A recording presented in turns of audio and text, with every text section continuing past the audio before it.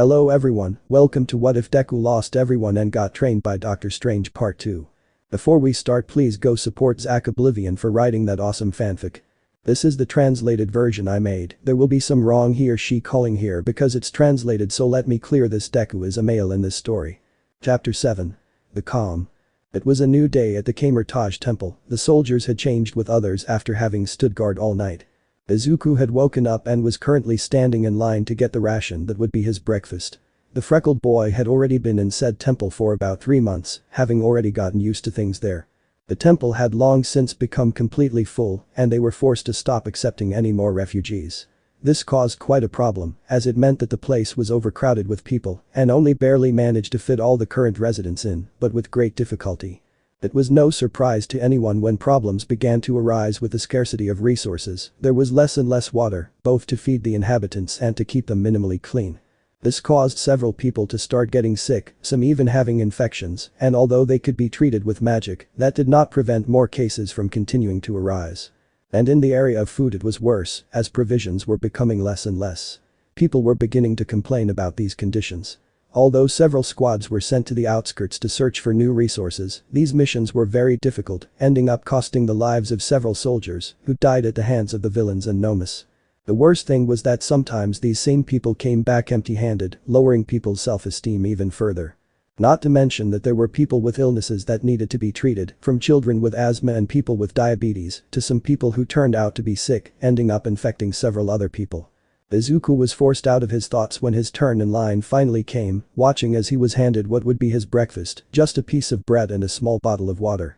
He could only sigh, knowing that the supply situation was getting worse with each passing day. Without further ado, he just left, sitting on the ground while eating, watching as some people were even fighting over a piece of bread. He was about to get up to separate them, but a couple of soldiers got there first, separating the subjects and taking one of them to another area of the shelter. The freckled boy just turned his concentration back to his meager food, finishing his breakfast after a few minutes. He stood up, ready to go continue his magic training, when a familiar voice reached his ears. "Hey, little hero," Lady Nagant exclaimed, causing the aforementioned to turn around, looking at his teammate. "Good morning, 𝓭𝓨, how are you?" The boy greeted with a small smile. "What do you need?" "I was looking for you. Wong needs us, he wants to talk to us," the purple-haired girl would say in a more serious tone, causing the green-haired boy to be surprised by this, before nodding with the same seriousness as the sniper. Without further ado, they both headed into the center of the temple, right to the same room where Izuku met the supreme sorcerer, meeting Wong along with Melissa and Rhodey. "Good morning, guys," the young man greeted his friends and training partners, who returned the greeting with a smile. "Well, I'm glad you're all here. I have something very important to tell you," the bald man spoke with a serious expression, drawing the attention of his 4 students, who paid close attention to what the supreme sorcerer would say. "As you know, we are running out of resources in general, both medicine and food. This is bringing us several problems. In addition to the fact that the squads we sent for more can barely find anything. But the sorcerer would use his powers to make an orange hologram appear in front of the 4 of them. In said hologram, a kind of military base could be seen, which was quite large. A few hours ago, we found this abandoned military base on the outskirts of the country. This could be an opportunity to resupply, but we can't risk another failure, so I've decided that you'll go on this mission," the sorcerer explained, leaving the 4 apprentices surprised. "Are you sure, sir? Do you think we're ready yet?" Rhodey asked, trying to hide his nerves, although his little pet bird, Pino, was letting the nerves he was hiding show. "They are. Your magic skills are impressive, and you will not go alone. A squad of soldiers will go with you to help you in case unexpected threats arise," Wong responded seriously, but at the same time, giving a small smile, which demonstrated the confidence he had in each of his students. Izuku glanced at his friends and classmates, as a growing fear arose within him. Images of all his friends from Class A came to his mind, the scenes of their deaths reappeared in seconds, as if his own mind was pointing out the possibility that that tragedy could happen again. "Understood, sir, we will do our best," 𝓭𝓨 would say seriously and firmly. "I'm glad to hear that, 𝓭𝓨.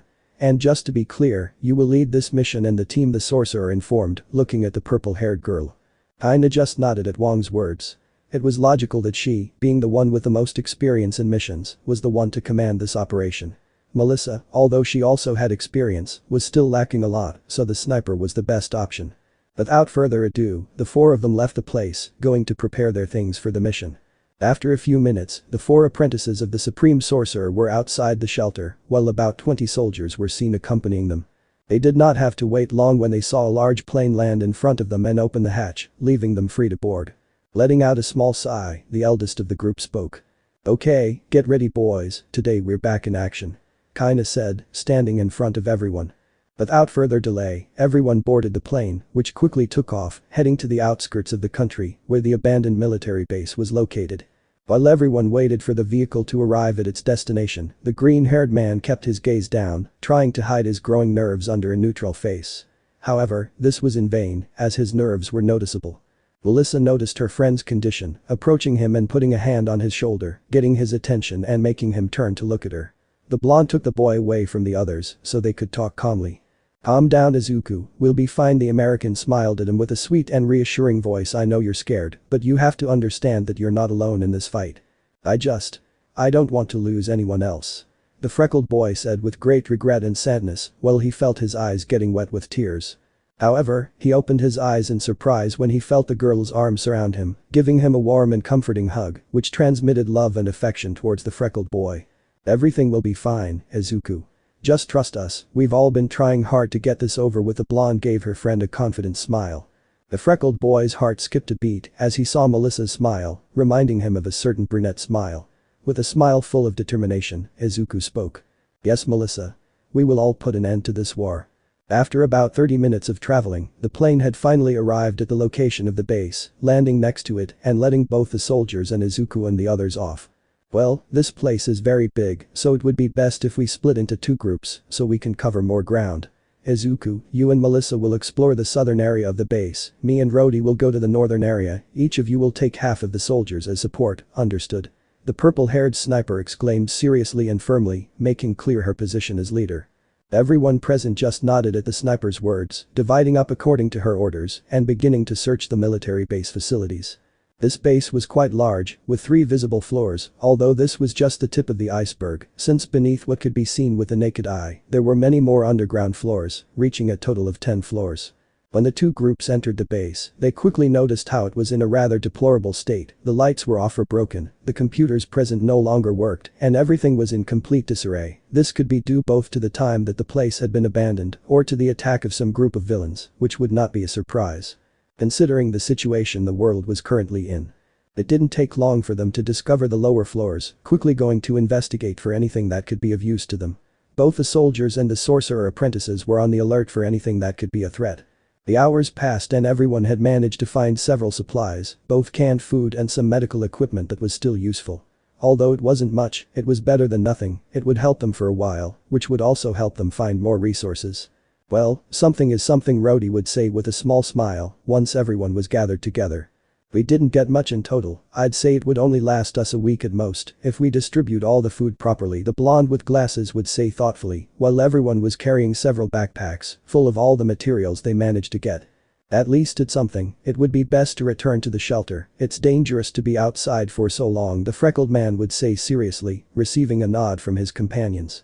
But at that, the 4 magic users stopped dead, opening their eyes as they sensed something.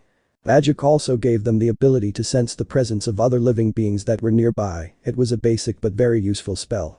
And at that moment, they felt a bizarre and unknown presence approaching the shelter, at the same time that the entire place began to shake, almost as if it were a small earthquake. "What the hell is going on?" one of the soldiers exclaimed, surprised by such a fact. "Everyone, get out immediately," kinda ordered as she saw how the entire place began to collapse due to the tremors. Without wasting a single second, the 4 sorcerers present created energy shields over the entire group, beginning to run to the exit of said military base. Well, several rubble fell on them, but the shield protected them without problems. In the case of the larger debris, the purple-haired girl was in charge of destroying them with a shot from her cannon, and that was until they managed to get out. However, as soon as they left, they did not have a second to rest. This was because they saw something that left them in complete shock. What is that thing?" one of the soldiers stammered with fear and nervousness. The reason? It was that about a kilometer from the base, a huge nomu of about 80 meters could be seen, which was approaching the base. With each step that the enormous monster took, those tremors occurred. 𝓬𝓮𝓻 had been expanding his enormous army at an enormous speed lately, so it was no surprise to see several of these monsters roaming around, looking for any remaining heroes or shelter. The image of that being left those present completely in shock. They knew that 𝓬𝓮𝓻 now possessed many more materials to create more powerful nomus, but they never imagined that he would reach such a level. From the size of that thing, they imagined that it must have been a person with a quirk similar to that of the now deceased heroine, Mount Lady. Haha damn. One of the soldiers laughed in panic, watching how that thing got closer to them with each step. Don't stay there, go to the ship, we will give you time, the purple-haired sniper shouted firmly, bringing the soldiers and her companions out of their shock. The sorcerer apprentices reacted to their leader's words, and with just an exchange of glances they agreed, knowing how important it was to bring the resources to the shelter. So, without further delay, they gave their backpacks to the soldiers, who began to run at full speed towards the plane, while the magic users looked at the nomu seriously. Well, consider this as a training to test our skills, the blonde would say to her companions, are you ready?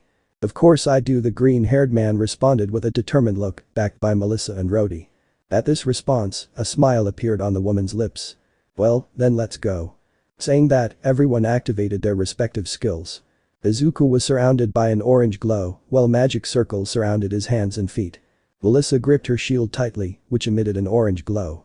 Rhodey glanced at Pino with a slight smile. Instantly, the little pink bird began to glow the same orange hue, while it slowly increased in size and changed shape. In a few seconds, that little bird was now a huge and imposing phoenix made of pure magic, which spread its wings, ready to fly. Aina didn't waste any time and climbed onto the phoenix with Rhodey, but not before taking one last look at her companions. We'll go to the left, you take care of the right, the purple-haired girl would say, receiving a nod from both of them. Without further ado, the phoenix took flight at great speed, heading towards the enormous monster. Are you ready? The freckled man asked his friend, who smiled confidently. I was born ready.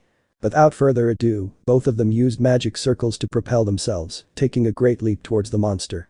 For its part, the enormous nomu opened its grotesque mouth, showing a large number of sharp and deformed fangs, its gaze fixed on that base, having only one mission: to destroy everything in its path.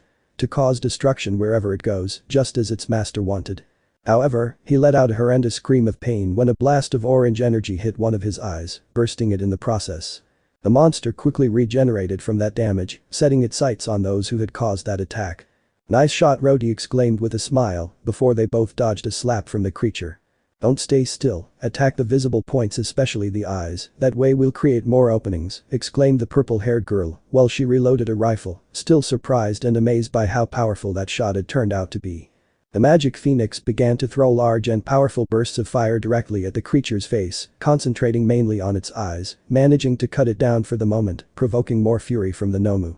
For their part, Melissa and Izuku used the magic circles as platforms to propel themselves at high speed around the monster, looking for any weak points. Attack the backs of the knees, quick, Izuku shouted, receiving a nod from his partner. Both of them took advantage of the fact that the nomu was blinded and focused on Rhodey and Kaina's attacks. Izuku shot out like a bullet, managing to connect a powerful blow to the back of the nomu's leg, while Melissa surrounded her magic shield before throwing it with all her strength, said weapon cutting into the back of the creature's other leg, as if it were a saw. This combined attack managed to destabilize the creature, which began to lose its balance, seeming like it was about to fall, which made the sorcerers smile, especially when they saw how their soldiers reached the plane and entered it. However, Melissa's smile faded when she saw the creature's mouth open and a light emerge from it, and it got worse when the colossus pointed at her after having regenerated its eyes. Everyone watched in horror as a huge beam of energy came out of the creature's mouth and hit the blonde, causing a huge explosion that shook the entire place. Izuku looked at the scene in shock, about to scream, when he saw a glow in the dust. To his relief, he saw that Melissa was intact, being surrounded by a dome of magic, which had protected her from the attack. Let's get this over with, the blonde would say seriously, her barrier disappearing and positioning herself next to her green-haired companion. It regenerates, but we don't know what limits it has, but if it looks a bit like the other nomus, then its quirks are controlled by its brain. If we destroy it, it should die, the freckled man would say seriously, remembering everything he knew in general about those monsters. Melissa just nodded at the freckled man's words, informing her companions of the plan through the communicator in her ear. And so the four sorcerers shot off like four comets in the direction of the monster. Hey, ugly, I'm over here, the one-armed brown-haired man shouted at him, his phoenix shooting a large amount of flames towards the creature's face, which gave horrendous screams of pain as it felt its flesh burning. Aina used her second quirk, the power that Afo gave her when he worked for her and that allowed her to float, firing large and powerful bursts of magic with her rifle directly at the monster's joints to restrict its movements, making it unable to use its arms. Thanks to this, Izuku and Melissa propelled themselves upwards at high speed, with the blonde using her shield and barriers to protect them, both from the energy beams that the beast fired from its grotesque jaws. The sniper pointed a rifle at the monster's head, concentrating a large amount of magic and launching a powerful attack, which ended up blowing the creature's skull off and leaving its brain exposed. This was the perfect opportunity. The green-haired boy and the blonde exchanged glances and nodded. The boy placed his feet on his partner's shield, who began to channel a lot of magic into said weapon, making it glow in an orange hue. And in a second, the boy flew like a bullet straight to the monster's brain, managing to connect a powerful blow, which generated a huge explosion, while the gigantic nomu let out a last roar of fury. Melissa created a magic circle, using it as a platform to trap the freckled boy. "Are you okay?" "Yes, I'm fine," Izuku replied, having protected his body with a magical barrier to avoid being affected by the explosion. Everyone watched as the monster's headless body fell backwards until it hit the ground, generating a loud bang. "Okay gentlemen, the job is done, let's get back to the plane quickly before more of these things appear," Kaina would say seriously, receiving a nod from the others. They communicated with the soldiers, informing them of the outcome of the battle, then headed to where the plane was, boarded it, and began heading back to the 𝓬𝓭𝓻 shelter. The mood of those present had improved considerably. Not only had they managed to obtain more resources for the refugees, but they had also defeated a powerful nomu the size of a building, something that undoubtedly boosted everyone's confidence. A small smile appeared on Izuku's lips as he looked at his companions. With the events that had just occurred a few minutes ago, he felt hope slowly returning to him. With this new power and the company of his friends, he felt that they had a chance to defeat Ṱammara and end this damn war. After all this, things were finally looking up. True. Chapter 8. The story. After a couple of hours of returning to the 𝓬𝓭𝓻 shelter, the plane had finally landed, allowing the small group of sorcerers to disembark, along with the soldiers accompanying them, all bringing the supplies they found at that military base. They were received by Wang, who was a little surprised by the news that they had faced a giant nomu, which worried the bald man a little, who was forced to reinforce the guard of that place. Ṱammara's forces were increasing, so they would have to do the same. The training would have to be even tougher. They had to do everything in their power to be ready when the time for the final battle comes. But for today, just for that day, the Sorcerer Supreme would allow his students to rest. They needed to relax even a little. After that, provisions were distributed as best they could, using medicine to treat as many sick people as possible, and food to feed those who were close to malnutrition. Unfortunately, this still wouldn't be enough. Even if they reserved it for longer, it would only last for a week at most. So they would be forced to carry out more missions. However, despite that, the young green-haired boy was not worried, since that day they had shown that his training had not been in vain. He and his friends had become strong, and that gave him hope. Finally, after that last encounter and defeat he suffered at the hands of Ṱammara, Izuku felt that they could really win, that the deaths of his friends had not been in vain. They were going to make it.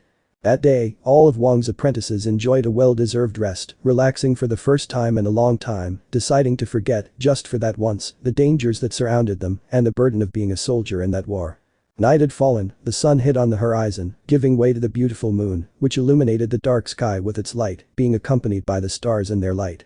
The silence and cold of the night embraced all the refugees in 𝓬𝓭𝓻 like a blanket, helping them to fall asleep and giving them a much-deserved rest, freeing them, if only for a moment, from the great stress and fatigue caused by the current situation in the world. Izuku's footsteps echoed through the halls of the temple, having a slight echo. They were not loud, just standing out a little, thanks to the silence that the night provided. The boy hadn't woken up for anything important, he had just gone to the bathroom and was now on his way back to his room. As he walked through the halls of that temple where he had been for a couple of months, he couldn't help but have a slight smile on his face. Things were improving, although at a slow pace. That didn't mean that it wasn't progress for the better. A small sigh escaped his lips, but it wasn't one of tiredness. On the contrary, it was a sigh of relaxation, feeling like a weight was removed from his shoulders, a weight that he wasn't even aware of, but that was still there, suffocating him without him realizing it. It was as if training in that place and meeting Melissa, Rhodey and Kaina again had helped him close, even a little, that wound caused by the death of his former friends. He paused for a moment, turning his head towards one of the many windows in the hallway. Calmly, he took a couple of steps, approaching it until he was in front of it, managing to see his reflection in the old glass with slight cracks on the sides. Looking at his reflection, he no longer saw the shy and insecure young boy he was when he started studying at the UA, but now, he saw someone who had managed to mature thanks to the adversities he had to face. Memories came to his mind as his hands went to his face, caressing it slowly, as if he wanted to be sure that the person he saw in the reflection was really him, that it really was Izuku Midoriya. With a small laugh, he pushed those thoughts from his mind, while his gaze went down, managing to see all the refugees sleeping on the floor of 𝓬𝓭𝓻's courtyard. All those lives, families destroyed by a single person, Tumura Shigaraki. He knew that in his own heart there was hatred towards that man, but above that, there was the need and desire to stop him, to prevent more innocent people from being affected. A mission that he and his companions were going to accomplish without a doubt. Coming out of his thoughts, Izuku raised his head, more than willing to continue on his way to his room. But, just at that moment, his eyes managed to catch something that caught his attention, making him stop in his tracks and turn his gaze towards the night sky. Right there, he could see a small, bright red dot in the middle of the dark, cold night sky, shining among the stars as if it were just another one, but something told him that it wasn't something as simple as a star of a different color. "What is that?" he murmured, confused and intrigued, feeling a horrible chill run down his spine and throughout his body. The next thing that happened was something that not even Izuku himself knew how to describe. It was as if he had blinked at that moment, and just as he opened them, he was blinded by a large and powerful crimson-red light. He barely had time to protect himself with a magic barrier before he felt everything around him being destroyed. Everything was blurry. The freckled man could hear an annoying ringing in his ears while his vision slowly cleared, realizing that he was buried under a large amount of rubble. Luckily, his barrier had managed to resist enough. It didn't take him anything to realize their situation, they were under attack, they had finally been found. Without wasting any time, he used a magic charge punch to quickly remove all the debris from him, and as he did so, he was able to see it. The ancient and sacred temple of 𝓬𝓮𝓷𝓻𝓮. Completely destroyed. Years and years of ancient knowledge about the mystical arts, gone in an instant. There were corpses of refugees everywhere, some sticking out from the rubble as I watched the flames consume everything in their path, leaving nothing but ashes of what were once people. But that wasn't what shocked the green-haired boy. There, standing amidst all the destruction, was he. The person responsible for all that catastrophe, the Angel of Death. Standing so imposingly yet so carefree, while destruction and death surrounded him, as if following him wherever he went. Her snow-white hair fluttering in the icy wind of the dark night, while her dark purple eyes shone like two stars in the night, reflecting nothing but evil and the pure desire to destroy everything. And that smile. A cruel, unhinged smile, a smile that only a psychopath could carry, enjoying the destruction he himself caused, as if he were an artist viewing his most recent masterpiece. Tumura. Izuku muttered in disbelief, hatred overflowing from his voice, showing the resentment and contempt he felt towards that person. No, towards that monster who had brought so much pain and had taken away so many loved ones, both from him and from everyone else. Finally he was in front of her. The moment had arrived. In the distance, he could see Melissa emerging from the rubble, protecting herself with a magic field, which disappeared. Thanks to magic, both of them had enhanced senses, so they could see each other perfectly, even in the midst of all the chaos.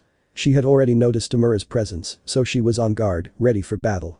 But, before anyone could even take a step towards the albino, he was caught off guard, receiving a huge flame that ended up engulfing him completely. The person responsible was none other than Rody, who was riding on his large and imposing magic phoenix. He gave his friends a smile, followed by a nod, in support. "Piece of cake, guys," the brown-haired man shouted at them. "Yes, if your goal was to make him angry," Kaina would say seriously, appearing next to both young men, being accompanied by Wong. "The soldiers are in charge of evacuating the survivors, but we have lost more than half of the refugees with that attack," said the supreme sorcerer, annoyed by the lost lives. "There will be no more losses. This ends here and now," the green-haired man said seriously, while he and everyone activated their respective magical abilities, watching as the pillar of fire was repelled by a large expulsion of purple energy from the villain. Rody was forced to step back to dodge the attack, while Tumura finally noticed the presence of the sorcerers, but above all, he noticed the presence of the freckled man, causing him to smile vilely. "Izuku Midoriya." It was the light whisper that came out of the villain's lips, while a sickly smile was drawn on them. And at that moment, the battle began. Tumura struck the ground hard, creating a huge explosion that shook the foundations and caused even more destruction, followed by a shockwave, which the sorcerers were barely able to dodge. From the dust, a faint orange light appeared, being a shot of energy from the purple-haired girl, an attack that Tumura dodged without problem, only to end up receiving a blow to the face from Izuku, making him take a couple of steps back, but without looking very affected. Their gazes collided, looking at each other with seriousness and contempt on Izuku's part and mockery, superiority and madness on Shigaraki's part. The green-haired man didn't stop there and began to launch a large number of magic-enhanced blows against the albino, who only smiled mockingly as he began to block and dodge them all without difficulty. At that point, Melissa would appear behind Tumura, giving him a strong kick behind his knee, managing to make him lose his balance for a second and lower his guard, something that both young men took advantage of to attack him with a large number of blows, being the case of Melissa, who also used her shield to hit her enemy.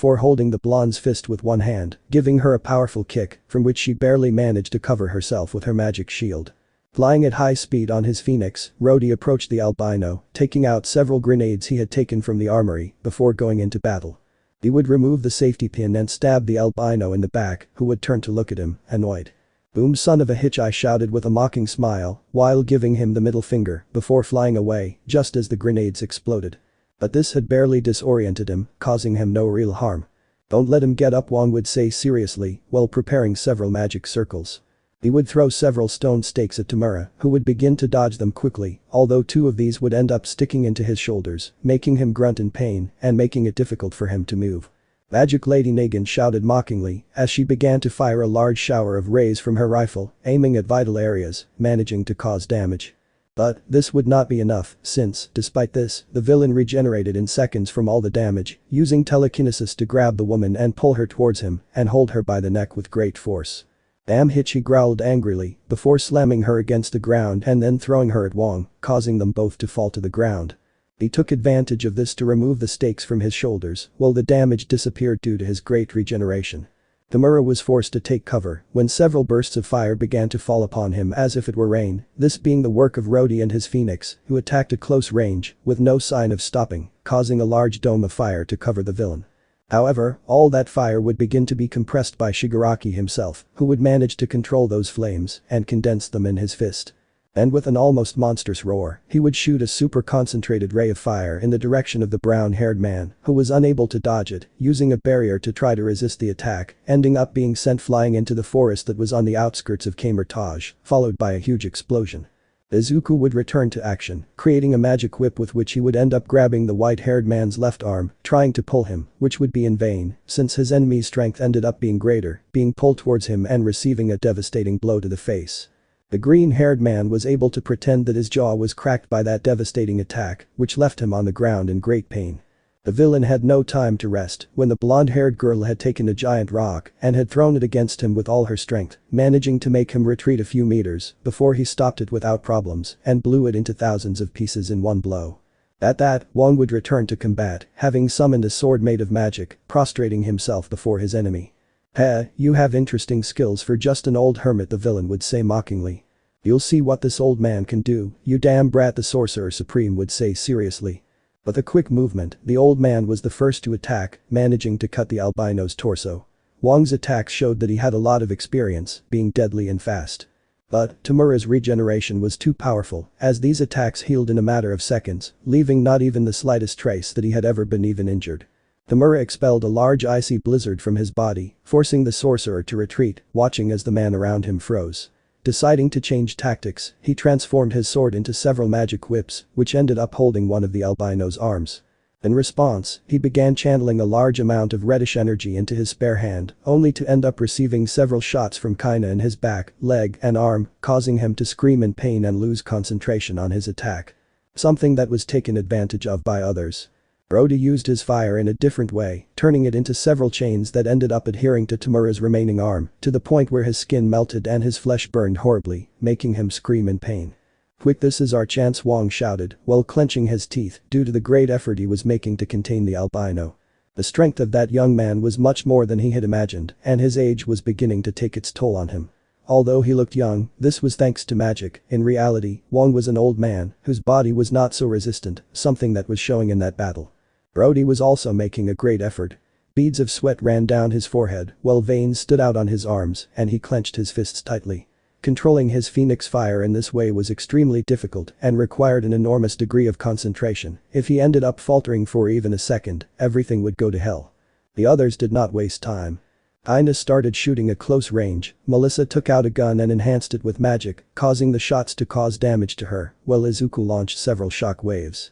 All these attacks fell like a great rain on the albino's body, who clenched his teeth in pain from all the damage his body was receiving. His skin was burning, his muscles were tearing, and he could hear his bones starting to creak. Little by little, a slight smile appeared on Izuku's face as he saw how his enemy was beginning to be overwhelmed by the attacks.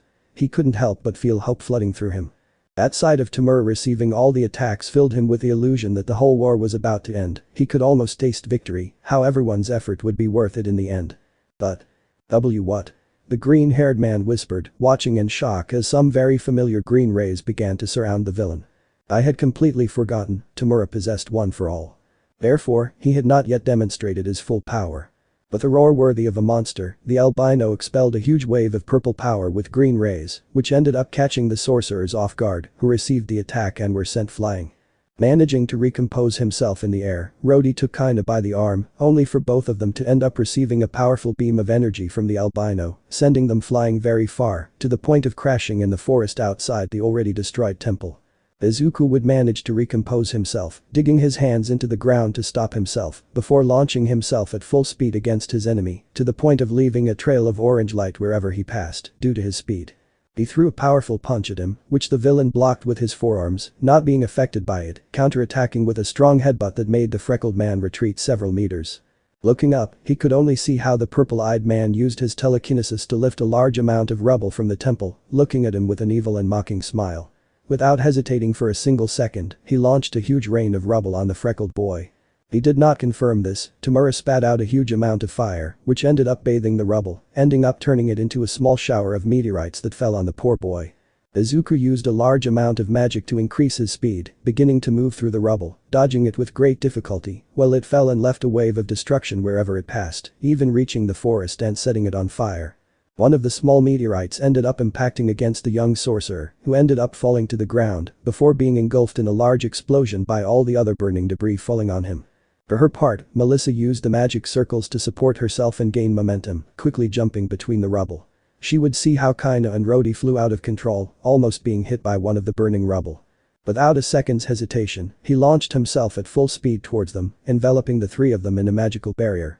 𝓬𝓷 would use his telekinesis to push aside the smoke and some debris that fell in his direction, watching as Wong floated towards him. The two met eyes, their eyes shining with determination before their fight.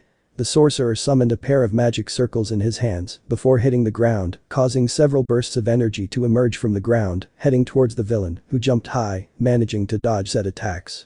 The albino covered one of his hands in a purple glow, before firing a large beam of energy in the direction of the wizard, who created a huge magic circle, managing to protect himself.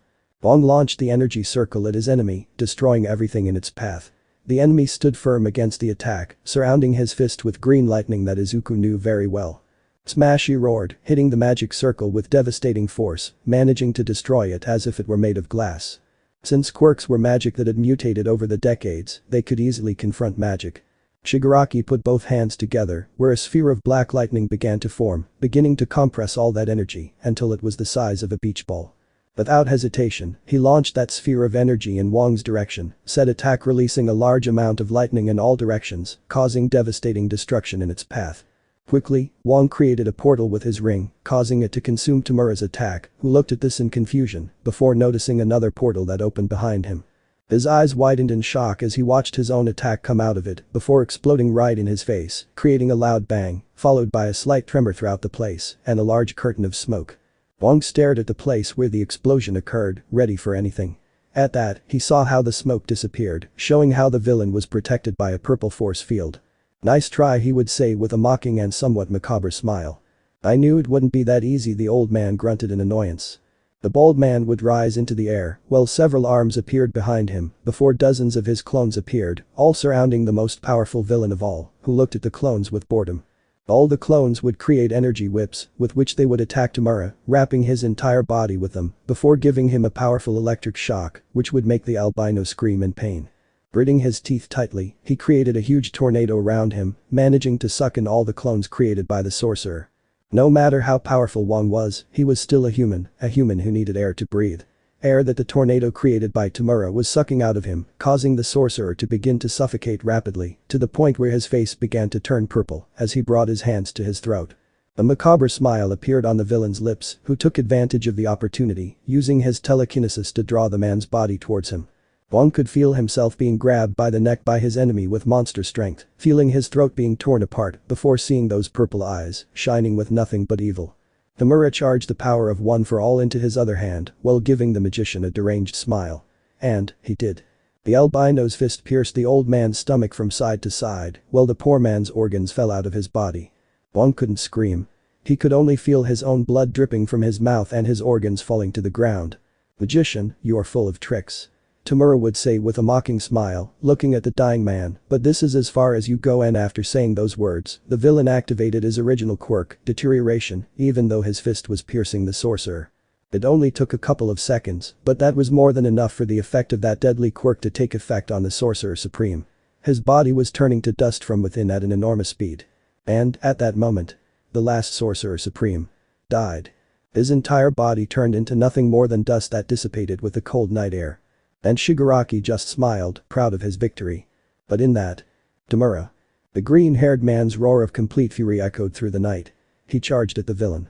He had been badly injured by the meteorite that hit him, only to see in horror when he emerged from it how the man who had given him shelter and trained him, the person who had given him hope, had died at the hands of that damned monster. Once again, another good person had died at the hands of that psychopath, and there could be nothing wrong with it. Without having time to cry for the death of the sorcerer, Izuku angrily launched himself against the albino, who only gave him a mocking smile, before dodging the blow aimed at his head, with clear murderous intentions. The freckled boy was forced to back away when Ṱemurah spat a large amount of acid from his mouth, managing to avoid it by the skin of his teeth. "You should have killed me when you had the chance," the freckled man growled at him, his eyes shining with hatred. "Oh, but what's so fun about that?" the albino would say with a mocking smile, his words showing that the boy was nothing more than a toy to him. With a look of fury, the freckled man made dozens of magic circles appear behind him, which emitted a powerful orange light. "What are you waiting for?" Ṱemurah shouted defiantly, ready to attack. Without hesitation, Izuku fired a huge rain of attacks against his enemy. Dozens or even hundreds of rays of magic came out of the circles in the direction of the albino, who simply gave a fierce smile, before putting his arms in an X, ending up receiving all the attacks fully. For several seconds, Izuku continued firing at the villain, looking like a machine gun. Once he stopped, he didn't even wait for the dust to clear. He channeled a lot of magic into his legs, shooting off with a sonic boom, having broken the sound barrier. He launched a double kick towards where Ṱemurah was, only to realize that he had hit a force field, which had protected him from both the shots and the double kick. Without backing down, the green-haired man planted his feet firmly on the ground, before charging his two fists with even more magic, in addition to several magic circles appearing on his arms, launching a double blow at Ṱemurah's barrier, managing to break it into pieces. This surprised the villain, in addition to making him lose his balance for a second, which Izuku took advantage of to throw a punch at his face. This attack was dodged by the albino, who gave him a strong kick in the face, causing Izuku to spit out a couple of teeth because of it, in addition to being forced to retreat a few meters. Ṱemurah didn't stop there, charging a lot of purple energy in both arms, firing without hesitation a powerful beam at the boy. Reacting, he stood up at full speed, creating a shield with magic. But despite this, he was dragged several meters by the powerful energy attack. Using a great amount of magic, Izuku moved to the side at high speed, managing to dodge said attack. Taking advantage of that speed, he approached Ṱemurah in less than a second, kicking him at the trail, a kick that he ended up dodging. However, he took advantage of this to stomp hard on one of the albino's hands, leaving him immobile, which gave him the opportunity to hit him with all his strength in the face. That powerful blow hit the villain squarely, ending up tearing off the lower part of his jaw, in a grotesque scene. Izuku was going to continue attacking, when he felt like he couldn't move his body even a single centimeter. It didn't take him any time to discover that it was Ṱemurah who had paralyzed him with his telekinesis. In a second, the albino had regenerated from that damage as if nothing had happened, looking at the freckled man with a mocking and arrogant smile. "It's so ridiculous that you still have any hope of winning," he said with a macabre smile, before releasing his hand in a quick movement, grabbing his foot and slamming it hard against the ground, creating a large crater beneath both of them. The villain did not hold back, launching a strong blow against the freckled boy, who protected himself with both arms covered in magic and in the shape of an X. The blow hit full force, sinking the boy further into the ground, in addition to causing him great pain, while the albino threw more blows with the same force, causing the boy to begin to lose strength. Ṱemurah not only pointed at his arms, but also hit his face with great force, causing Izuku to feel enormous pain that only increased with each blow he received. The albino took the sorcerer's face, levitating him in front of him, while placing his remaining hand on his stomach, which began to glow in a purple hue. At this, Izuku opened his eyes in horror, barely having time to concentrate a large amount of magic in that area, managing to protect himself from the deadly energy attack that Ṱemurah fired at point-blank range. Said attack sent him flying several meters, rolling on the rocky ground until he was finally able to stop himself by digging his fingers into the ground. With great difficulty and feeling great pain throughout his body, Izuku stood up, watching as 𝓬𝓫 slowly approached him. At that moment, the boy felt fear and despair invade his mind, unable to accept everything that was happening. Extending one of his hands, he summoned a magic circle and fired a beam of magic at the villain. To his horror, 𝓬𝓫 simply stopped the attack with one hand, without even having to use his barrier or any quirk, he did it with his physical strength alone. This only increased that feeling of desperation, causing him to summon another circle in his other hand, concentrating all his magic to the last drop and firing another ray at that human-shaped monster. But, the result was the same, this did not stop 𝓬𝓫, not in the slightest. In the end, the albino arrived in front of him, hitting him in the face, breaking his nose and causing him to stop shooting. Still, he used all his remaining strength to continue, throwing a punch, which was easily caught by Shigaraki. And, in his desperation, he used the last drops of magic he had left to create a blade made of magic, trying to stab the villain. Unfortunately for the boy, he was so weak that the weapon broke into pieces when it touched the villain's extra tough and resistant skin, who only gave him a mocking smile. Izuku wasn't willing to give up, he was going to throw another punch, but his body froze as he felt his own blood stain his clothes. With a wet cough, this same blood came out of his mouth, staining his lips, while he felt a sharp and very large pain in his abdomen. Looking down, he could see a stake made of rock had pierced his stomach from side to side. All this, under Shigaraki's gaze full of mockery and arrogance. "You've become boring, brat," the albino would say, getting closer to the badly injured boy, his macabre smile being so big that it grotesquely disfigured his horrible face. "I no longer see any purpose in you." He would kick the freckled man, breaking the stake and sending him straight to the ground, with said stake still piercing his stomach. From that position, Izuku couldn't move, his magic was completely exhausted, his entire body was covered in wounds, to the point where he couldn't stand up, and the stake in his stomach didn't help at all. The only reason he didn't bleed to death was because the stake itself prevented him from losing too much blood, in addition to the superhuman resistance that magic gave him. Lying there on the ground, the green-haired man felt like his vision was blurry. But even so, he could barely see how 𝓬𝓫 turned around and walked away from him, leaving him lying there like he was a simple piece of trash. He could barely see how the blurred silhouettes of his friends launched themselves towards the albino, ready to give everything they had to stop him. He wanted to help, he tried with all his strength to make his body move, to stand up, to shout at 𝓬𝓫 to leave them alone, something, anything. But it was no use. His vision went dark a couple of times, feeling like he was losing consciousness for a few seconds, only to regain consciousness and be faced with a horrible scene. His friends were fighting 𝓬𝓫, but they were losing. It was like he fainted and woke up several times, only to be able to see small fragments of the fight. Brody receiving a beam of energy. Aina, whose rifle was snatched away by 𝓬𝓫 using pure brute force. Melissa, her limbs being torn off. That couldn't even be considered a fight. It was just a massacre. Tears flowed from the boy's emerald eyes, feeling frustration taking over his being. So much effort, so much training, so much dedication only for everything to go to hell. In the end, it was of no use. They all wished that in the end, with the help of this new power, they could defeat Shigaraki and put an end to the war. But things don't always go the way you want. Sometimes, no matter how hard you try, you just won't make it. And this was one of those situations. Once again, Izuku opened his eyes with difficulty, seeing how everything around him was chaos, only asking to see rubble everywhere. The fire that was there before had already been extinguished. He looked up as best he could and noticed that it was still nighttime. He shouldn't have been unconscious for that long. He can feel how part of his magic has returned, as well as feeling how he can move again, so he gathers all his strength to take that which is still in his stomach, beginning to slowly pull it out, clenching his teeth because of the enormous pain this caused him. Once he managed to get it out, he began to apply magic to the wound, using a healing spell that they had been taught, managing to close the wound little by little and with great difficulty, in addition to eliminating any infection it might have. He didn't even understand how he was still alive. Maybe it was because of the magic that made him more resistant than he believed, or maybe it was some kind of miracle. Even though he had managed to close his main wound, he was still quite injured and tired, only having enough energy to crawl a few meters, and as he did so, he could see the horror. Brody, Kaina, Melissa, dead. He had hoped that the scenes he had seen were simply figments of his imagination, but they were not. Again, his friends were dead. As best he could, he crawled towards the nearest one, which was Melissa. He put his hand on her back, he screamed at her, he shook her, he begged her, he pleaded for her to be alive, to tell him something, but nothing, his heart had stopped a long time ago. Same with Rhodey and Kaina. With his heart broken into pieces, Izuku could only hug the corpse of the one who was once his friend. And he couldn't stand it anymore. The boy broke into 1,000 pieces and cried.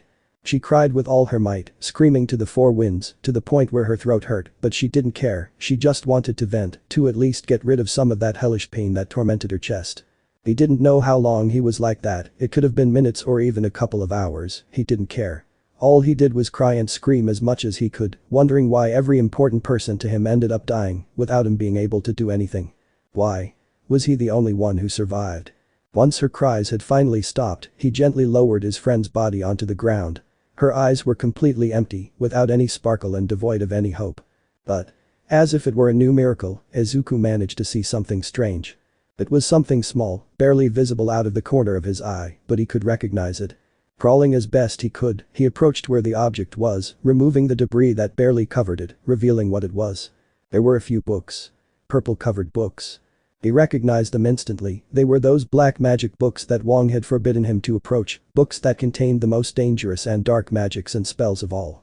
Seeing that evil and forbidden book, Izuku could only feel one thing. Hope. He knew the risks he was about to take. But he didn't care. He had absolutely nothing left to lose, everyone was dead. Besides, it was like his master Wong had told him, it doesn't matter how you get power, it only matters how you use and master it. He could use the secrets of that book to become stronger, to have more power and so. Finally he would finish off Ṭhmära. This time. It would be different. This time. He would take charge of saving them all. Chapter 9. Interior Oscured Interior. He who fights with monsters, take care not to become a monster himself. Friedrich Nietzsche. The minutes passed, and Izuku had managed to replenish enough magic to heal the rest of his wounds, being as good as new, but still very tired. But it was not time to rest, he got up as best he could, looking sadly at the bodies of his friends. At least, they deserve a decent burial, he said, before using what was left of his magic to levitate the bodies, taking them to a garden, moving the rubble aside and digging a grave for each one. I carefully placed the bodies before beginning to cover them with earth, waiting a few minutes until I managed to finish, observing a minute of silence in memory of their last friends and companions. Once finished, the freckled boy turned around, looking at all the rubble that was once the 𝓬𝓸𝓻𝓮 temple. He knew that if he wanted to train comfortably, he would need a suitable space. The first thing he did was sleep for a couple of hours to regain his energy. Once he woke up, he used magic to move and destroy several pieces of rubble, as well as build a small house for himself. However, he also found several magic books, which had managed to survive Shigaraki's attack, some in better condition than others. Well, this should be enough for now, he would say, seeing the large space he now had for what would be his new training. Knowing that he had no time to waste, the green-haired boy sat on the floor, looking at those books of dark magic that he now held in his hands. He felt the hard cover of one of those books, just by looking at them, his body shuddered, as if it were warning him of the danger that was in the pages of those books. I knew it was dangerous to even think about using them, but I had nothing left to lose. And in fact, isn't that the most dangerous thing? Someone who has nothing left to lose. The person who, having already lost everything, no longer lets the chains of rules or morality limit him, chains that they themselves imposed on themselves, even unconsciously. Perhaps, because they knew that all people have the potential to become the worst monsters of all, having no limits. Izuku knew that the books had a powerful spell that prevented anyone without enough power from opening them. However, due to the damage they had received from Shigaraki's attack, the seal had weakened considerably, so it wasn't very difficult for him to remove it. Once that was done, the boy opened the first book, seeing how the pages were old and quite wrinkled, to the point where some parts could not be read well, but there was still a lot of information about many very powerful spells. Let's see. Transmutation of matter. Telekinesis. Teleportation. The boy's eyes quickly scanned the pages of that forbidden book, reading the large number of spells and rituals that were written on its pages. He found it curious that several of those abilities could easily pass as powerful quirks, but others were simply fascinating. There were a large number of techniques that he could learn. So, without further ado, the ancient hero got to work. The days passed, and Izuku began to learn every spell or technique that appeared in the books, not only in the dark books, but also in the other books, the green ones, which were the private collection of the Sorcerer Supreme. But now that there was no Sorcerer Supreme, he could use them without any problem, learning their deepest secrets. Days turned into weeks. And weeks into months, and Izuku was still there, studying, learning, and gaining more power. He had created a magical barrier around what was once 𝓬𝓬𝓻𝓮 to prevent Ṭhmära or anyone else from locating it and entering. He had practically isolated himself from the world, all in order to concentrate on his training. The only time he went out was to go to the nearby forest to hunt animals or look for water, which is how he kept himself fed, although also with a little help from magic. As time passed, Izuku grew stronger and stronger with each new spell he learned. But, in his mind there were many doubts. What would happen once he defeated Ṱammara? He was sure that the world itself would be in chaos, the deaths must have already passed into the millions, not to mention the thousands of nomus and villains that were loose everywhere, not to mention that the heroes were almost non-existent. Besides, what would become of him? He had no family anymore, no friends, everyone he cared about was dead. These questions tormented the poor freckled boy for weeks, to the point where he couldn't sleep some nights, staying awake wondering if all that effort would be worth it in the end, if he could defeat that monster in human form. This went on for a while, until I managed to find something in one of the dark books, which changed absolutely everything. Reality manipulation. The boy had muttered in complete shock after reading the words on that old and deteriorated sheet of paper. He reread it a couple of times to make sure it was true, and he hadn't read it wrong, and yes, it was correct. Even though he was completely shocked, he read the information that followed. This spell allows its user to control the very aspects of reality, being able to reshape it to their liking based on their thoughts, managing to turn imagination itself into reality, even transcending life and death. After finishing reading that information, Izuku was completely speechless as his brain processed what he had just discovered. He still couldn't believe it, this was possibly the greatest power of all. But not only that, if he managed to perform that spell, he could rebuild the world, bring peace to everyone, not only end villainy, but this could even end hunger, pollution, wars, even. I could even see them again. It was the whisper that escaped from her lips while her eyes were wide open. It sounded crazy, and it was complete and utter madness. The mere fact that there was a possibility of bringing someone back from the dead was simply impossible for anyone. No kind of quirk was capable of that, but this was different. It wasn't a quirk, it was something superior. The possibility was there, if he could learn that spell, he could see them again. But that idea already engraved in his mind, the boy read the information about the spell again, looking for how to learn it. The power needed to manipulate reality is immense, almost impossible to obtain. The freckled man frowned in annoyance at those words, feeling all his illusions almost shatter into pieces at that, but he decided to continue reading, not willing to give up for anything in the world. His determination was not going to be extinguished at this point, the power is obtained through the absorption of other beings from the multiverse. He had barely finished reading those words, and a horrible chill ran through his body, the image of All For One had come to his mind, how he snatched people's quirks to use them for his own nefarious purposes. And as he read those words, he felt as if he was going to do the same thing, only worse, since he wouldn't be taking away any power or ability from those beings, but rather he would be absorbing them completely. The mere thought that he would do the same thing as that villain who took everything from him, along with Ṱammara, made his stomach turn, to the point where he almost vomited. He couldn't accept it, there had to be another way. So he searched, read dozens of times all the information there was about that powerful spell, wishing and praying that there was another way to obtain that immense power. Found nothing.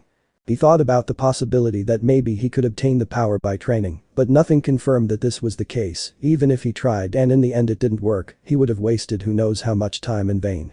No matter how much he thought about it, Izuku couldn't find another way out. If he wanted to defeat Ṱammara once and for all, he had to make sacrifices. After all, tough decisions require strong wills. The preparations were already made. The green-haired man looked with enormous nervousness at the magic circle in front of him, which emitted a sinister dark purple glow, while several magic books floated around him, showing the magic details of the spell. He gulped, knowing that at this point he couldn't turn back. Let's begin. After saying this, the boy's hands were surrounded by a scarlet aura before firing a ray of magic directly at the magic circle. The circle began to shine more intensely, while a small silhouette began to appear, revealing a being similar in appearance to a gnome, only with a somewhat sinister appearance, with greenish skin, sharp, pointed teeth and bright red eyes. Said being seemed confused to appear in that place, only to growl at him in a wild and aggressive manner when he noticed the freckled man's presence, something that did not intimidate the latter. Izuku's eyes and mouth began to emit a scarlet light before 3 rays of energy came out of them and hit the little monster, which began to float, slowly approaching the freckled boy. The small creature tried to get away, shaking itself in the air in an attempt to escape the spell, but none of this worked, and the moment it touched Izuku's body, it began to be absorbed until nothing of it was left. Once the spell ended, Izuku was breathing heavily, clutching his chest. He could feel it, he felt like his power had increased a little after having absorbed that being. But not only that, he could feel how that monster was now inside his body, while memories of it and part of his sensations passed through his mind. A small part of him was happy that the spell had worked, but the rest of him was very frustrated that this was the only path left to him. Without further ado, he shook his head, trying to get those thoughts out of his head. It was not time to doubt, he could no longer do so. He read the books again, examining every detail of that spell. Depending on how powerful the sorcerer was, he could absorb more and more powerful beings, but if he exceeded his limit, these same beings could end up destroying him from within, and he had to have great mental strength to prevent these same beings from getting out of control and taking over his body. With this in mind, Izuku knew he had to go little by little to become stronger and in turn, be able to absorb more beings. "Well, let's continue," he said, before firing that scarlet magic ray again, straight at the magic circle. Little by little, a humanoid figure emerged from the circle, much taller than Izuku. He was very thin, his hands had long, sharp claws, he didn't wear clothes, and his head didn't have a single human feature. The creature wouldn't say a single word, looking around, until it noticed the boy's presence. He couldn't say anything when what seemed to be the creature's face opened into 5 parts, like the petals of a flower, revealing a huge mouth filled with several rows of extremely sharp teeth. The monster lunged at Izuku, its jaws open wide as it let out a ferocious roar, and its claws pointed at the freckled boy. However, he did not expect the rays of magic that hit him, causing him to end up being instantly absorbed by the young sorcerer. Once he finished absorbing the monster, it grabbed its stomach tightly, unable to help but let out loud grunts of pain, feeling its body undergo slight changes, acquiring some of the creature's features, such as its skin tone or its enormous claws and fangs. But this only lasted a few seconds before returning to normal. But the pain Izuku felt still remained, he could barely stand. Apparently, he not only received the memories of the beings, but he suffered a kind of temporary metamorphosis when absorbing them. The road to power was difficult, but he was willing to take it. The new creature that emerged from the circle was vaguely humanoid, it had several arms that twisted in the air, its head seemed to be separated by a huge mouth full of sharp fangs, as well as a second mouth on its stomach. His appearance was simply grotesque. Izuku didn't want to see any more of that being, so he simply absorbed it quickly. Although in doing so, it immediately fell to the ground. His body began to convulse as the changes his body was undergoing caused him enormous pain, unable to help but scream in pain, clutching his head, feeling the memories of the creature bombard his mind. An extraterrestrial creature that infiltrated planets, consuming their inhabitants and adopting their appearances to go unnoticed. It was not at all nice to see the deaths caused by this creature and how it assimilated its victims. Once the pain and his semi-transformation ceased, he stood up, ready to continue. This time, the creature was similar to a Tyrannosaurus rex, only white and with slight differences, such as larger arms and claws, similar to those of a velociraptor and a large jaw. The dinosaur roared as soon as he saw the freckled man, but he didn't last even 10 seconds before being absorbed.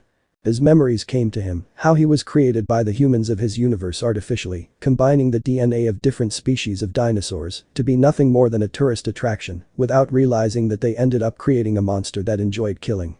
The next being was peculiar. It was a grown man wearing a hockey mask, with chains surrounding his entire body, a large trident in his hand and parts of his skin that were red hot. Once he absorbed it, he saw his entire life, how he was a disabled and deformed child, and how his mother's murder drove him insane, turning him into a murderer, only to end up going to hell after her death. Apparently, not even hell could stop him, and once he got out, he possessed the power of hell itself. Izuku could feel it, that dark power straight from hell running through his veins, burning him like fire, but at the same time, giving him great power. And the best thing was that this was just the beginning, there was still much more. Many more beings to absorb. He had to do it, he had to become strong, and thus defeat 𝓬𝓫. 𝓬𝓫's defeat had become everything in his life. And for that, he needed power. A lot of power. The next monster had the appearance of a black and white clown, with large sharp fangs and claws, along with a cone-shaped nose. But its gaze was simply macabre, one could see evil, madness and an impressive thirst for blood in its cold black eyes.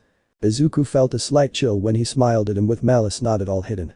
This is unexpected, I don't know what's going on, but I think I could have fun with you, the clown had said with great sadism in his words. Of course not was the only thing the green-haired man said, before those rays came out of his mouth and eyes, taking the evil being by surprise, absorbing him within a few seconds. The boy wasn't going to trust him, the mere presence of that clown gave him chills, so he decided not to talk to him and absorb him at once. As he did so, he fell to his knees on the ground, clutching his head tightly. His screams of pain echoed loudly throughout the place. Memories of that clown bombarded his brain. And it was horrible. That guy was a complete monster, in his memories there were nothing but scenes of him killing small children in completely horrible and grotesque ways. In one, he even tricked a mother into accidentally killing her son, leaving her mentally broken. Faced with all these visions, he could only feel a deep disgust for that being. All traces of guilt had vanished, on the contrary, he now believed that the fact that he was trapped inside his body was for the best, so he could not hurt any more innocent children. That thought echoed in the boy's mind. He hadn't thought about it before, but until now, all the beings he had absorbed were evil beings, even that gnome. He didn't understand why only evil beings appeared, it was too strange, but he didn't complain. But this new perspective, he not only became stronger, but his body served as a permanent prison for all those monsters. Yes, I was doing good, I was doing the right thing. The days flew by, turning into weeks, and the weeks turned into months, and these turned into years, and Izuku was still in that same place. The boy had not realized the enormous amount of time he had been trapped inside that barrier. But yet no time was dissolved, surrounding the entire area, preventing the passage of any form of life. Over time, the forest expanded even more, the trees became much larger, to the point where the forest doubled its size, that added to the camouflage provided by the barrier, made it impossible for anyone to detect the area where the young sorcerer lived. The boy was unaware of the limits of that spell. Thanks to Wong, he knew that the multiverse was infinite, with infinite worlds universes, which contained different forms of life. His mind was not able to understand the limits of this same thing, of the infinite possibilities that were out there, of the infinite amount of monsters that there were to absorb. As time passed, the boy was able to glimpse and absorb beings of all possible origins and classes. Demonic beings. Alien life forms. Entities that represented forces of nature. Monsters of great power. I even managed to summon beings that could only be described as mythological beings. But not everything went as expected, each being that he summoned was stronger than the previous one. Therefore, the moment he summoned and absorbed a new being, the transformations that his body suffered were more and more painful. His bones were breaking into pieces, his flesh and muscles were torn in horrible ways, his organs were bursting like balloons. It was a simply horrible and agonizing pain, to the point where he couldn't help but scream at the top of his lungs, more than once hurting his vocal cords. But at the same time that his body was being destroyed, it was being regenerated by the new power he had acquired. It was a process that was constantly repeated, and it was getting worse each time. And that was only on the physical level, on the psychological side, everything was just as terrible. The sorcerer's mind was constantly bombarded by the memories and sensations that those beings felt throughout his life, some were not so bad, but others were simply grotesque. He was sure that he would never be able to forget what he felt when he absorbed that enormous deformed being, born from radioactive waste, and who was in constant suffering due to the deformations caused by his ability to evolve. That had been one of the worst. On the other hand, there was also another problem. Which was that, the more powerful the summoned creatures were, the more they resisted being absorbed. On more than one occasion he had to fight against them in order to weaken them and finally absorb them. And so, we come to this situation. Silence filled the large green field, while only a kind of house made of rocks could be seen, as well as a few trees adorning the place, all of this being covered by an enormous barrier of magic that prevented the passage of anyone who was not its creator. However, that silence was broken by loud and heartbreaking screams, those screams reflected nothing more than pure pain mixed with fear. The owner of those screams was none other than Izuku himself, who had finished absorbing a new and powerful entity. Currently, he was lying on the ground, holding his head with great force and desperation, his breathing was irregular and agitated, feeling his heart pumping 1,000 times a second, his body breaking into thousands of pieces, only to end up regenerating after a few seconds. The freckled man's nails turned into long, sharp claws, which dug hard into his skin, easily tearing it apart, as he continued to scream in pain. He had begun to scratch his face and head desperately, as if he were trying to tear away those horrible memories and visions that were appearing in his brain. He had long since realized that he would not be able to bear all of this alone, so he used a huge amount of mental protection spells to support and help him deal with those horrible visions and memories, as well as now giving him a strong defense against psychic attacks. Minutes passed, and after what seemed like an eternity to the boy, he finally stopped screaming as the pain, memories, and semi-transformation ceased, returning to his human form. However, he was still lying on the ground, panting heavily, trying to calm his breathing and rapid heartbeat. "Are you okay, Izuku?" That female voice whispered in his ear with concern. "Yes. I'm fine, no problem," he replied, still panting a little. "I'm glad, you really are amazing. Now you have to continue, you must be stronger to defeat him." I know. You're absolutely right. I must continue. I'm going to continue. I need more power." Izuku stands up, having already recovered from that pain, and feeling how his power had increased. There was no one else, there was only him. Years of loneliness, mourning all the losses he suffered, had done him no good. He had managed to heal a little before, thanks to the help and company of Melissa and the others, but with their deaths, that pain from before came back to torment him, only this time, much more strongly. Not to mention, he always heard the voices of those monsters in his mind, degrading his poor and unstable sanity more and more as the years and decades passed. It was no surprise when the voices of his former companions and friends began to echo in his ears, as if they were still with him. He liked to believe that they were still by his side and supported him in that plan to consume those monsters to defeat 𝓬𝓼. Am I doing the right thing? 𝓬𝓼𝓱𝓪.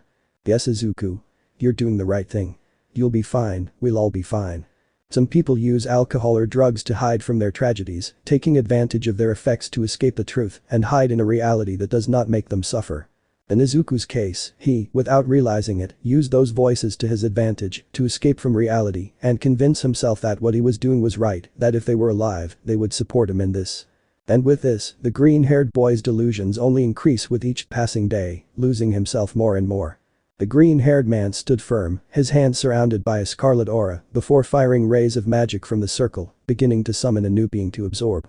Not even 3 seconds passed and the boy had to jump back, seeing how a huge pillar of fire emerged from the circle, followed by what appeared to be several snakes with dragon heads. He saw how the fire seemed not to stop, so he had to act quickly, seeing that this being seemed to be one of the strong ones. Mirror dimension.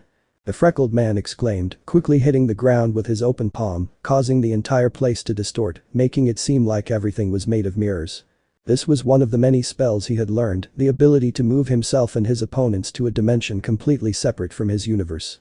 Nothing that happened in that space-time managed to affect his world, which is why he used it to deal with the strongest monsters, weakening them before absorbing them, which would be the case in this one. Izuku watched as the monster finished appearing, revealed in all its splendor. The appearance of that monster was that of a very tall humanoid entity, seeming to exceed 40 or 50 meters, its entire body was surrounded by an incandescent fire, and it seemed to be made of countless dragons with snake bodies. The sorcerer stood firm in front of the beast, watching as it noticed his presence, and did not take a single second to launch an attack against him. One of the horns on its head elongated greatly, striking against him, causing a large curtain of dust. This is unexpected, I don't know how I got here. But, I can feel a great power coming from within you, I can't feel a limit, whoever you are a threat, spoke the thick and monstrous voice of that being, its mouth showing several rows of enormous and sharp teeth and its yellow eyes shining like magma. However, to the monster's surprise, he saw the dust dissipate, showing the green-haired man in the same place, without a single scratch and holding the horn with one hand, his face showing boredom, being more than used to dealing with these beings. The boy couldn't say a single word when the summoned being fired from one of his dragons, a huge ray of fire. That was close, he said as he moved to the side at high speed, managing to dodge said attack, watching as said fiery ray continued on its linear course, disappearing into the depths of that dimension, leaving a trail of destruction in its wake. Even the ground had turned into lava from the heat emitted. The green-haired man began to be surrounded by a magical purple aura, causing an enormous pressure to take over the place, to the point where the monster opened his eyes in amazement at the power emanating from his enemy. But power, this brat is no joke, the monster cell in my body has become restless, I must not underestimate him, I will go with everything I have, were the monster's thoughts. The monster would give a huge and deafening roar, which made the entire place tremble, the fire that surrounded it would become even more intense, burning the grass of that dimension, while the hundreds of dragons that made it up began to move frantically. I haven't been this excited in a long time. Izuku just stood on the sidelines, calmly waiting for the monster to make its move. The dragons began to contract and come together, forming much more voluminous and stronger limbs. After a few seconds, the monster finished its transformation, revealing a more humanoid form, with several dragons made of fire emerging from its head, as if they were its hair. It seems that I will have to use all my power against you, brat. You have truly caught my interest. A human who is capable of reaching the pinnacle of living beings, how effective will that be against me? I am somewhat eager to see, the monster spoke with excitement in its voice. Will you be able to awaken those faint emotions and my fading sense of self? I, Orochi, the ultimate life form, the greatest natural enemy of humanity, the king of the Mons. No, enough, the freckled man suddenly exclaimed, interrupting the monologue of the one known as Orochi, making him look at him confused. Look, I'm not interested in this, I'm just looking to absorb you, and that's it. Besides, why are you getting so excited? I'm sorry, but I'm tired of listening to these self-introductions from all of you, there have been hundreds of thousands, and it's already boring. King or queen of this, ancient weapon of that, final evolution of something, sealed I don't know what, incarnation of whatever, and so on. I've fought and absorbed thousands and thousands of guys like you, what's the difference? This whole thing about the ultimate life form is irrelevant, after all. You will also be consumed. The boy's words and expression reflected nothing but boredom and tiredness. He didn't care in the least about the monologue of these monsters, he only wanted to absorb them and take their power, he didn't care to know anything else. For his part, the monster Orochi did not waste a single second and attacked the boy, throwing out his left arm, from which several dragons emerged, roaring ferociously and pointing his sharp claws and fangs at him. Undaunted by this, the boy launched several magic spheres at the dragons, managing to destroy them all without a problem, all while giving Orochi a serious look. Orochi didn't waste a second in attacking again, this time using the dragons on his other arm, which opened their jaws, and all fired powerful beams of fire. These same dragons began to spin at high speed, leaving a large trail of destruction behind their attacks, before coming together and combining their rays into one, firing a gigantic beam of energy at the green-haired man, who ended up receiving it head-on. That powerful attack would only increase its power, causing a great light throughout the place, followed by a powerful earthquake. Seconds passed and Orochi would stop attacking, seeing a huge trail of destruction where his attack had passed. But, he would see how a purple light appeared in the distance, having to react quickly when the sorcerer appeared in front of him, surrounded by his magical aura and preparing his absorption spell, ready to end the fight.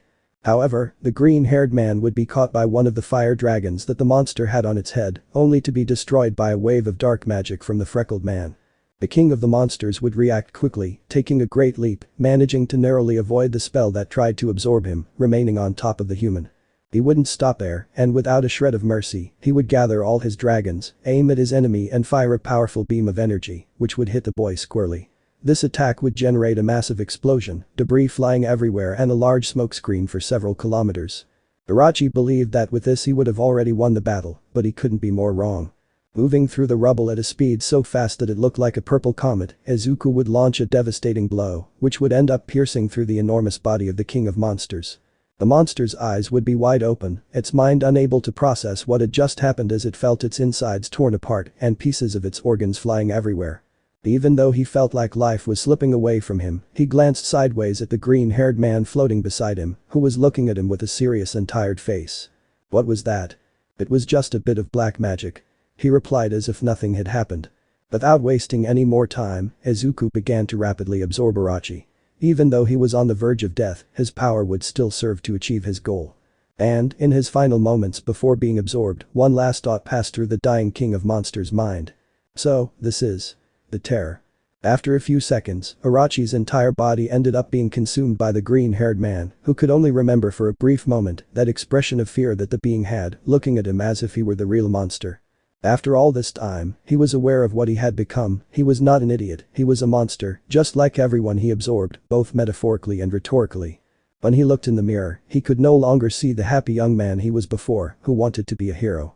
Now, when he looked in the mirror, he only saw a monster who sold his being to the darkest and most evil magic of all, which stained his being and his soul with darkness irreversibly.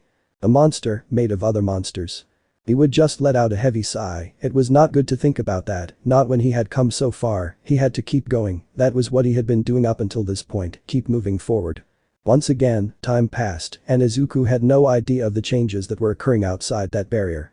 He didn't even have a sense of the passage of time, as his own magic had stopped his aging process, leaving him as a 19-year-old permanently.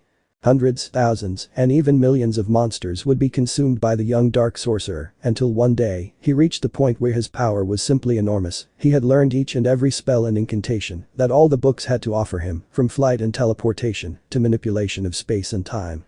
However, he still couldn't reach his goal, the manipulation of reality. Even with all the power he had, he was not able to perform such a spell. Therefore, he decided to summon one last monster, the strongest he had ever summoned in his entire life. The preparations were ready, and without a single second's hesitation, he launched that ray of magic that would bring the powerful being from another universe. And immediately, he felt it. An enormous and massive pressure was present in the environment of the mirror dimension, while a massive almost infinite ocean of darkness came out of the circle. Izuku felt a chill run through every part of his body, watching as sinister blood-red eyes appeared in the darkness, each and every one looking at him, as if he were mere prey about to be devoured. However, he did not give in to that, having already gone too far to hesitate or retreat, so he released his magical aura at full blast. A large amount of dark purple magic covered him and spread everywhere in less than a blink of an eye. Izuku's powerful aura of dark magic collided with that imposing sea of darkness, managing to make it retreat little by little, slowly gaining some ground. The sorcerer could see how in the middle of all that darkness, there was a tiny reddish light, shining like a beacon. Instantly, he knew that it was the monster he summoned. Without wasting any time, the boy shot out like a bullet towards that light, entering at great speed into that ocean of darkness. His magical aura flowed like fire, surrounding his entire body and protecting him from that darkness, while his purple light seemed to drive away the darkness. He would notice how those eyes were staring at him, to the point where it began to make him a little uncomfortable, but because of this, he would realize too late the great wave of energy spheres that were heading in his direction. When he finally realized this, those attacks ended up impacting against him, generating a massive explosion of deep red color, which did not illuminate even a little, seeming that every trace of light was consumed by that dark sea. In less than a second, that explosion would be dissipated by a strong gust of wind, revealing the young sorcerer. Izuku's body had suffered quite a bit of damage from those attacks, even losing one of his arms, but even in that situation, his determined expression did not waver for a second. And in an instant, he regenerated, all his wounds disappearing and even recovering his missing arm. Without saying a single word, he would once again fly at high speed towards the center of the darkness, only this time, he would ignore those eyes, concentrating on dodging the attacks that rained down on him relentlessly. Izuku would move with great speed and agility, looking like a purple comet, flying between those reddish spheres, while the explosions rumbled among that dark wasteland. The boy slowly began to get closer and closer to the center, watching as that little red point of light grew larger and larger. At this point, all those eyes around him reacted, as if they finally recognized the danger that young man was, and how bad it would be if he reached their target. Therefore, they began to fire hundreds and hundreds of energy attacks against him. These attacks would impact against the magic circles that the sorcerer summoned, using them as shields to defend himself from that massive rain of attacks. That scene was like being in the eye of the wildest and most powerful storm in all of history. Suddenly, that darkness began to move, not at a slow pace, but suddenly it began to move at an abysmal speed, starting to spin in circles, keeping the young man in the center of it. If it had seemed like a storm of darkness before, it had now become a fierce dark tornado, all this without the attack stopping at any time. Izuku gritted his teeth as he felt the tornado's strong winds, while his magic shields began to crack little by little, due to the massive amount of attacks. He knew he had to end this fight once and for all, he just needed a chance. And luckily, he found her. Looking down, he could see that reddish light at the base of the tornado, he could almost feel as if it was staring at him. Faced with this, he did not waste the opportunity, expelling a huge amount of dark magic at once, spreading his aura to the point where he managed to drive away those hundreds of eyes, managing to create an opening. In less than a second, the young sorcerer flew at hyper-light speed, managing to arrive in front of that being in less than a blink, crossing the darkness and coming face to face for the first time with the most powerful monster he had summoned. And there, he saw it. Like an angel made of darkness. Just looking at it was like looking into the abyss. And the abyss looked back at him. Slowly, a new light appeared in the tornado, a scarlet light, which far surpassed the previous blood-red light. And the instant this new light appeared, all the darkness that formed that tornado began to be sucked in. No. It was consumed by that light. In less than a second, all the darkness that spread through the mirror dimension was devoured. In the end, the light consumed the darkness. And in the middle of it all, there was a humanoid figure, the figure of a sorcerer, that of a person who simply could no longer be considered human in the slightest. That thing opened its eyes, showing how, for a second, its pupils had turned a crimson red color, as bright as two rubies of the highest quality, before returning to their natural color, a green. Only this time, it was a much darker green than before, to the point where it was mistaken for a black color. He cracked his neck before the mirror dimension disappeared and he returned to his normal world. And once there, he only said a few words that reflected everything for him. It's time to end it all.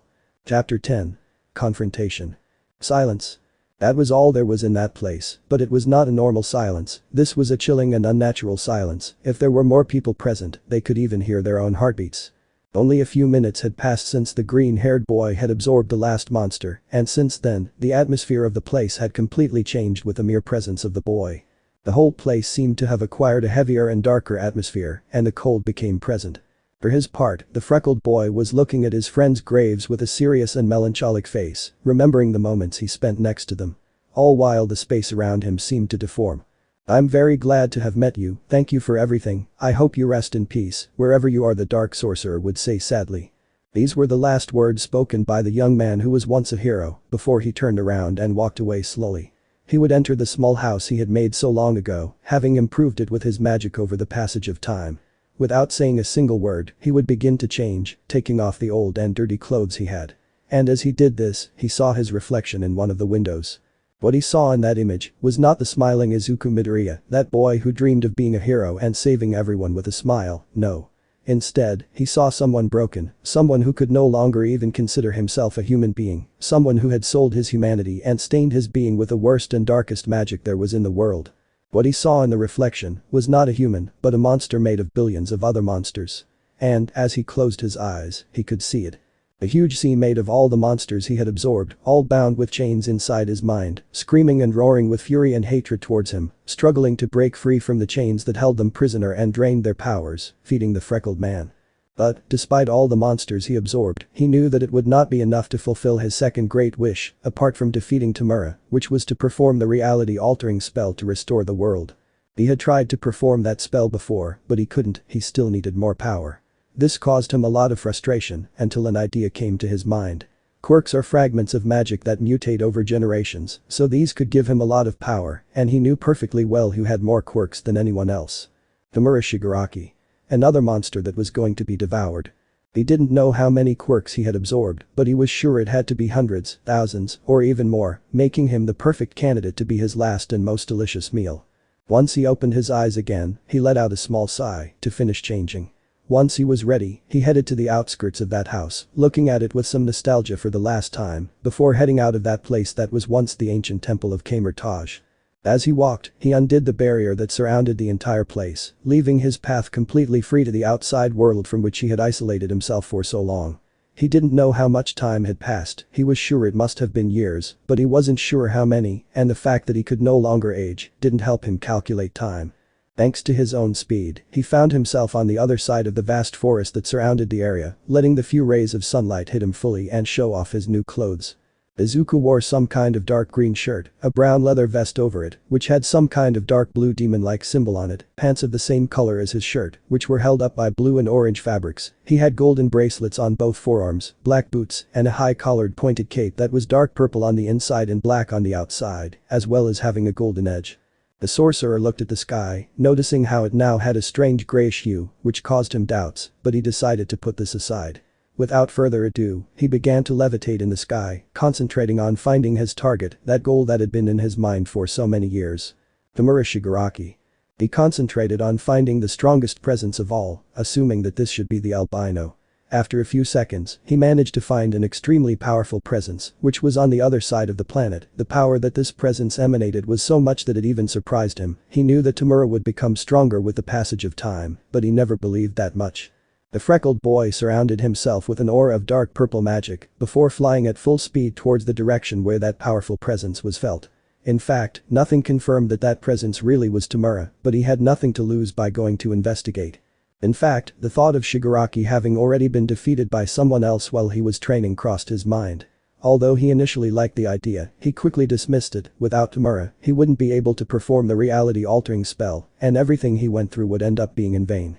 That everything he had done would ultimately be worthless was a thought he would simply never accept.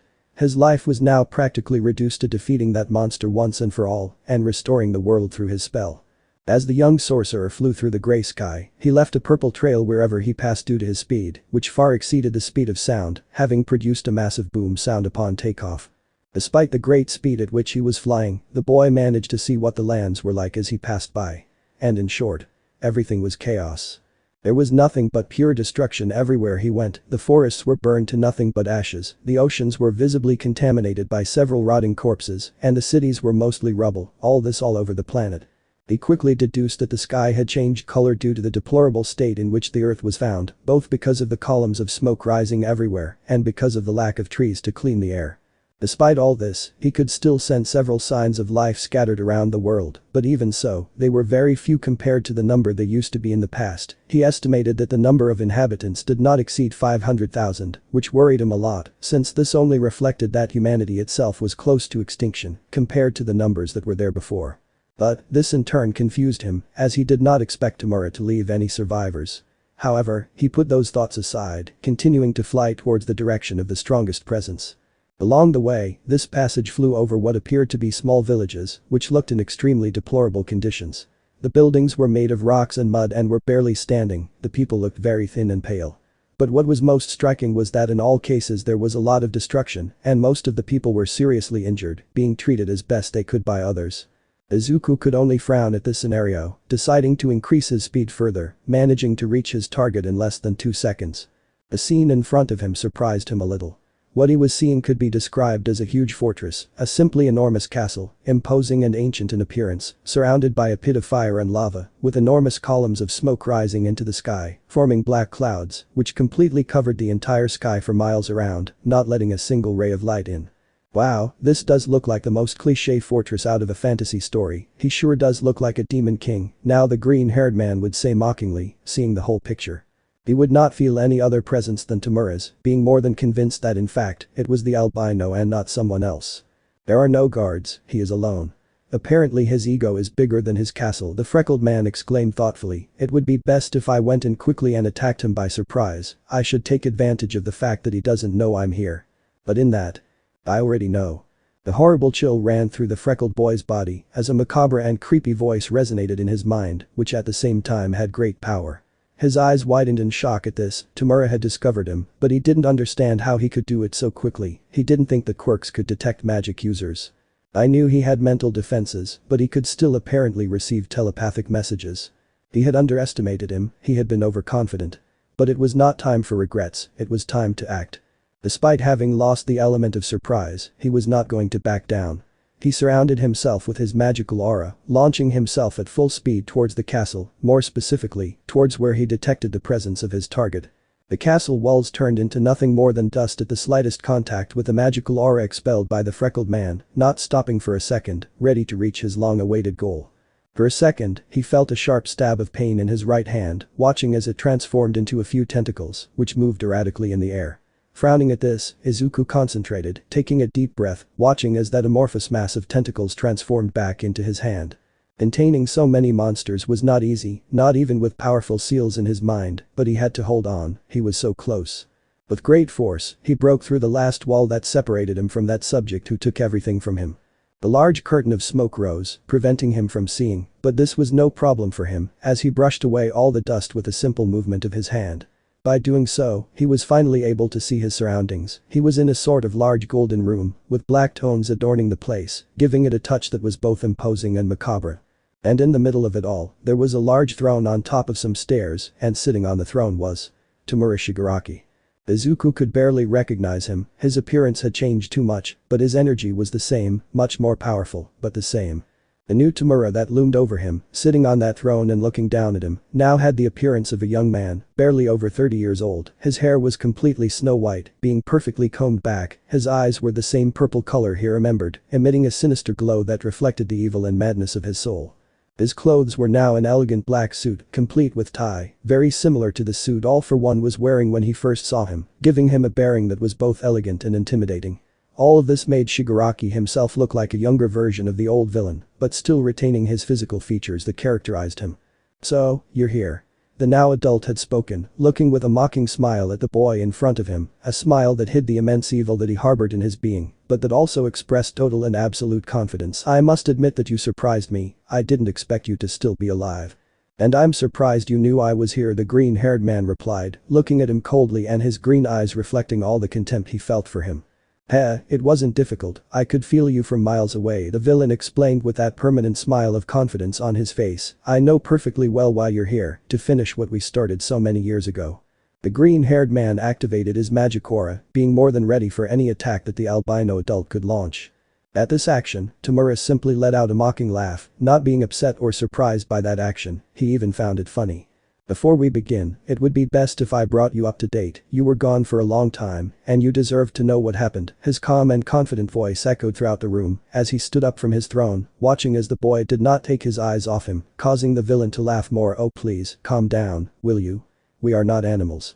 The sorcerer watched as the adult began to slowly walk down the stairs, his footsteps echoing chillingly throughout the place, while he could feel a massive power within Tumura, a power that could even be compared to his own. This thought did not please him at all, he did not want to imagine how many quirks he had stolen, and how many he had to kill to get it, but it easily exceeded millions. I'll be direct, kid. You were gone for 600 years. The boy's eyes widened in complete shock at hearing those words. He tried to deny it. He tried to search for some trait in 𝓬𝓬𝓻 that would indicate that he was lying, but he found nothing. What he said was true, but he couldn't believe it. He couldn't have been absorbing monsters for 6 centuries. It was simply impossible, because if that was the case, then 𝓬𝓬𝓻 had been tormenting the planet for that entire time. So many lives were lost that he could have saved, but he couldn't because he was too focused on absorbing those monsters. But that only caused him more doubts. Why were there still survivors? He couldn't understand anything. His mind was a complete chaos, more than it already was by having so many monsters inside his body. 𝓬𝓬𝓻 easily noticed how these words had shocked his guest, letting out a few light laughs of mockery, before continuing to speak as he walked down the stairs. Like it or not, that's the truth. And I know you must be wondering why I left survivors, right? 𝓬𝓬𝓻 smirked as he watched a green-haired boy look at him even more in shock. And no, kid, I'm not reading your mind, although I do have quirks for that. I'm just very good at reading people. You'd be surprised by the information their body language can give. The albino's mocking smile was beginning to irritate the boy, how he was taking everything as if it were nothing more than a mere game, when for him this meant everything, all the effort of, apparently, 600 years. I'll explain. A few years after our last meeting, I won. I managed to finish off all the remaining heroes and all those who opposed me, but that wasn't enough. I wanted even more. So I continued destroying everything that came my way, from innocent civilians to other villains, of course, always stealing all the powerful quirks I found. But, one day something happened. As the albino spoke, memories of those days passed through his mind, of him devastating everything and everyone he saw, regardless of whether they were allies or enemies, to the point where he even destroyed the nomus who served him. I realized that I had won. I defeated them and destroyed them all. There was nothing left on this absurd planet. And that was when the harsh reality hit me. Indeed, there was nothing left. No more cities to raise, no more pathetic heroes to steal their quirks from and kill later. It was over. That revelation almost destroyed me. With nothing left to destroy, I was nothing. My own life consisted of destroying everything. For a while I considered ending my life, no longer having a goal. Until one day, I realized that there were survivors. Apparently they had taken refuge in underground bunkers, managing to escape from me. This made me very happy, since there were still things left to destroy, and that was what I was going to do. When I started to think things over better, if I killed them, I would return to the same point. I would feel the same emptiness and boredom. And then, a plan occurred to me. I decided to wait, let them rebuild society, and let the numbers of people increase until they reached at least an acceptable level.